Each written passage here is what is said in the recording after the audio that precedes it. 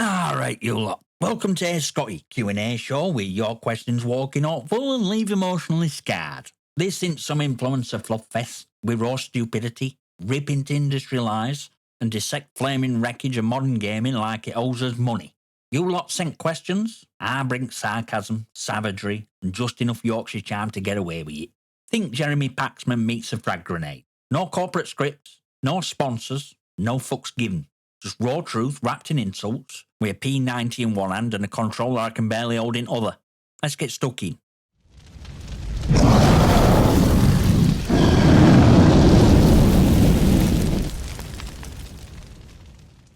Our southern pal DrawnNet on X asks, how's your new job going as head of Activision's SBMM division?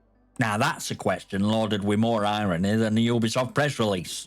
But before I answer, let's rewind tape a little, shall we? Yesterday were April Fool's Day, or as I like to call it, AAA devs behaving normally day. Over on X I posted this little gem. Breaking. I've officially joined Activision as lead developer on Call of Duty. First act, removing SBMM entirely. Second act, replacing every operator skin with actual clowns, so the game finally reflects player base. Third, ricocheting our bans players for breathing too hard. April Fools? Maybe. But let's be honest, I'd still do a better job than lot currently cashing checks for this circus. And look, we've all said it. If I were in charge, I'd fix this mess. But it's brutal truth, and you're not going to like it. We wouldn't. Because game development is not a passion project anymore. It's business. Big fucking business. And Activision ain't trying to win your heart, they're winning your wallet. Call of Duty might be hemorrhaging players like it's coded by a calendar, but profits? Up. Way up. Because whales are still swiping, still spending, still propping up this digital skinner box like their dopamine depends on it.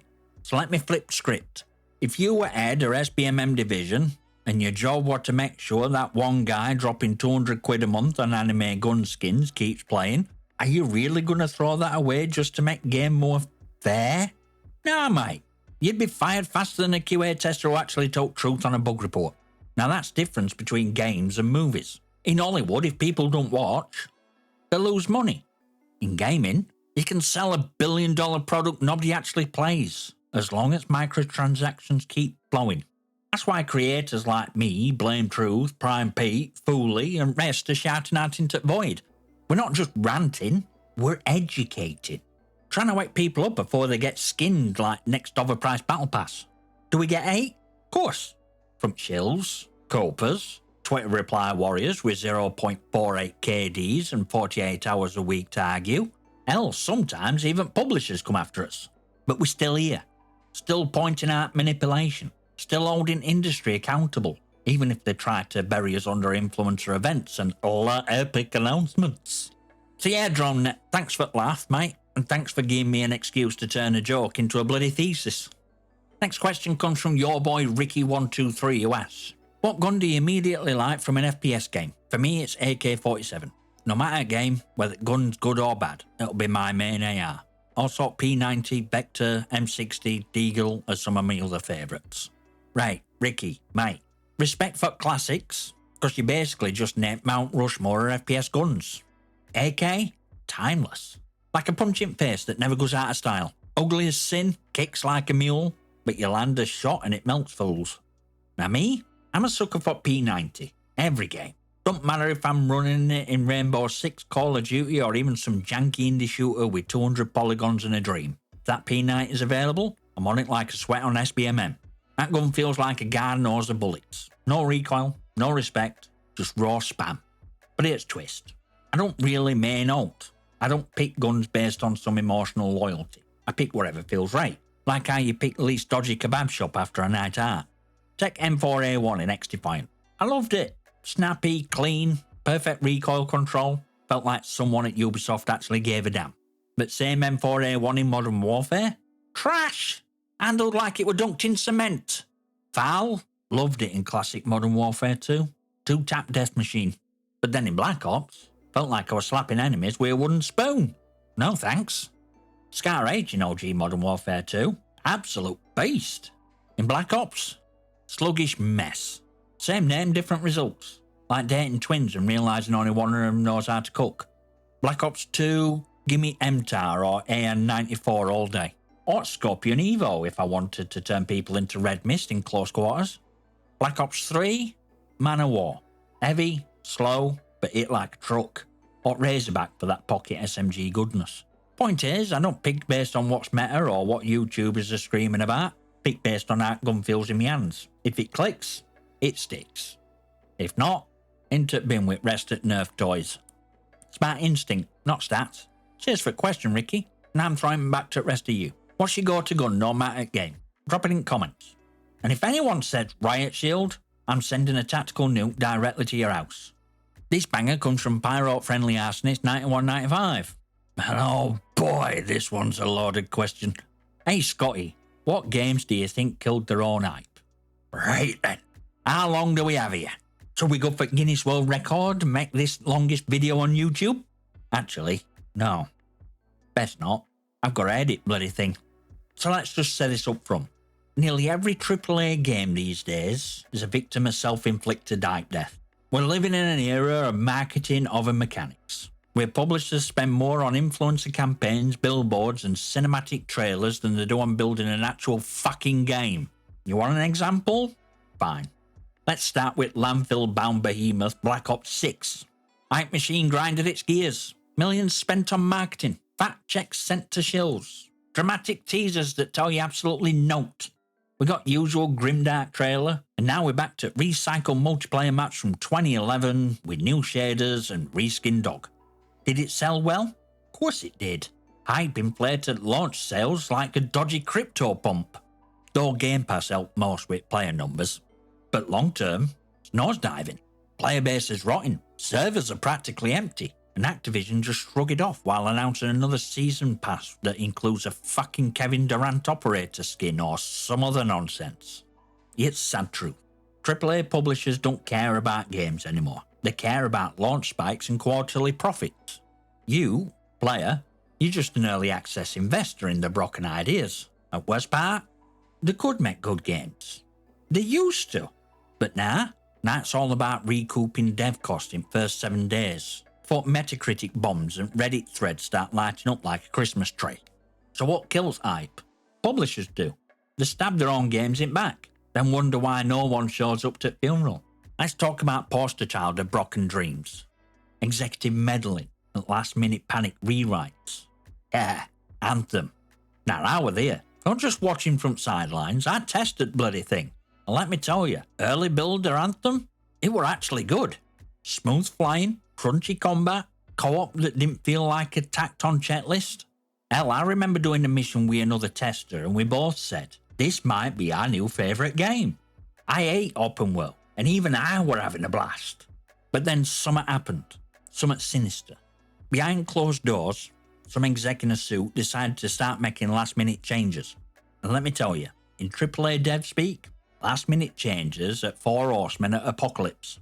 Polished game I played in testing, thrown in bin. Instead, we got what I like to call beta with microtransactions.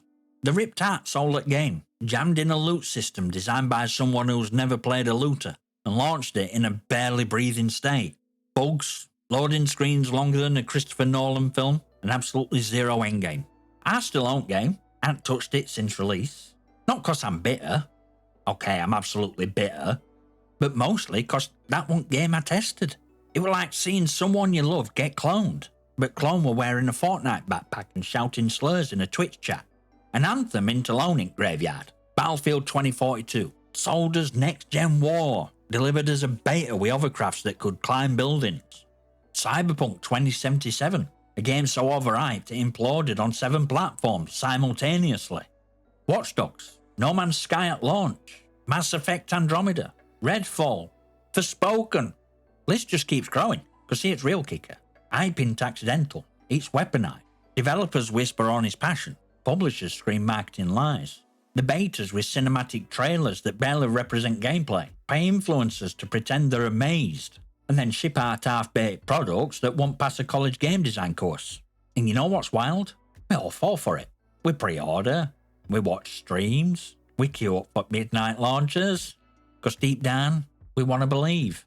But belief won't save us from another Anthem. Belief won't fix a broken engine 2 weeks before launch. And belief won't stop a publisher from gutting a game if it means hitting a fiscal quarter target. So final verdict? What games killed their own hype? Pretty much all of them, mate. Because in today's industry, hype is product. Game is just aftermath. Thanks, Pyro, for the question. Absolute legend. Now I'm throwing it back to you lot. What's most overhyped game you've ever bought that made you regret being born? Drop it in comments. I want names, dates and emotional damage ratings out of 10. Tommy Coy is on X, that's a belter. Do you think we ever will get a new era of glory days in gaming? Or is it over? Right then, strap in, because this one's gonna hurt. Let's start with honest answer. AAA online multiplayer gaming, some fucking life support. And unless industry wakes hell up, unplugs monetization machine, and finally cracks down on cheating like it's plague, it's game over, mate. Not just for players, but for all bloody genre. Let's talk cheating. It's everywhere. PC? Riddle? Console? Oh yeah, don't believe PR spin. There are more warlocks and aimbots on console than Activision shills will ever admit. And don't get me started on aim assist. Half these COD beasts are basically aimbots with thumbs. And here's the thing, they could fix this, but they won't.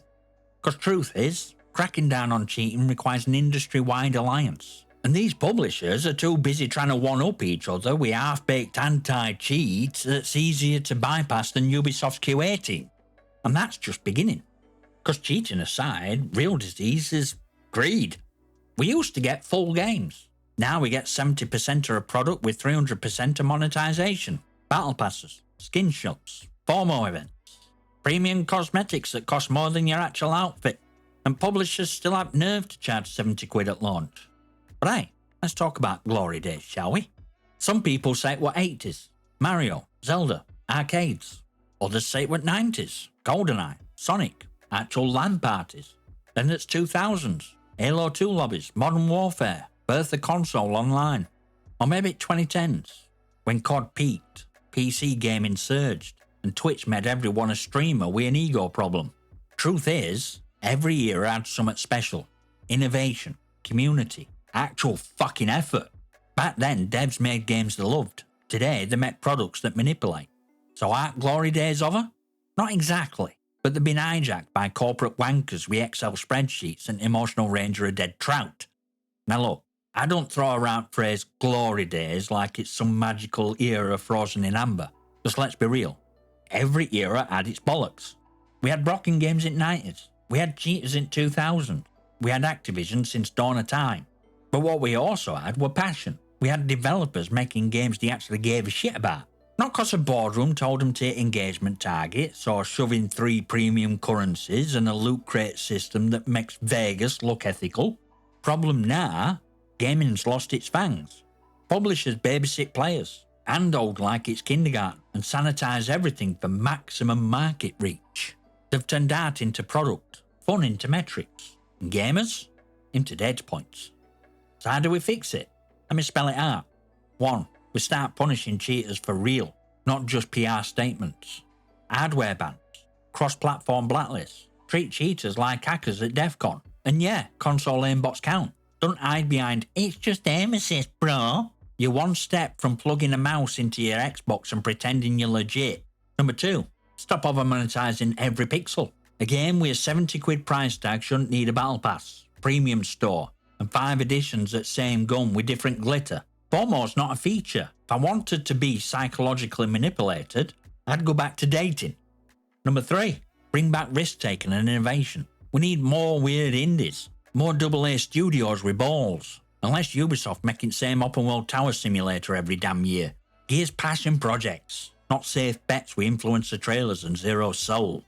Number 4, respect player base. Stop assuming gamers are idiots with short attention spans. We're not toddlers, we're reason this industry exists. Start listening. And no, we hear your feedback don't count unless you actually change something. And look, I'm not ranting cause I'm some crusty fossil crying about 2009. I love new tech. I love new games. I'm neck deep in Balatro and love every minute. Hell, I'm hyped for Splitgate 2. I've loved what I've been playing so far. So don't hit me with that, you're just nostalgic nonsense. I rant cause I know what's going on behind the scenes. I've seen how good games die in boardrooms. and I've watched industry throw away fun in exchange of friction-based monetization models. I'm not a grumpy old git, I'm voiceless. Like CM Punk, except I won't walk out until bastards are buried. So, Tommy, can we get a new glory era? Yeah, but not if we keep licking boots and pretending 20 quid skins are fine. Not if we let publishers gaslight us into thinking live service means incomplete at launch. And definitely not if we stay silent while they milk us dry.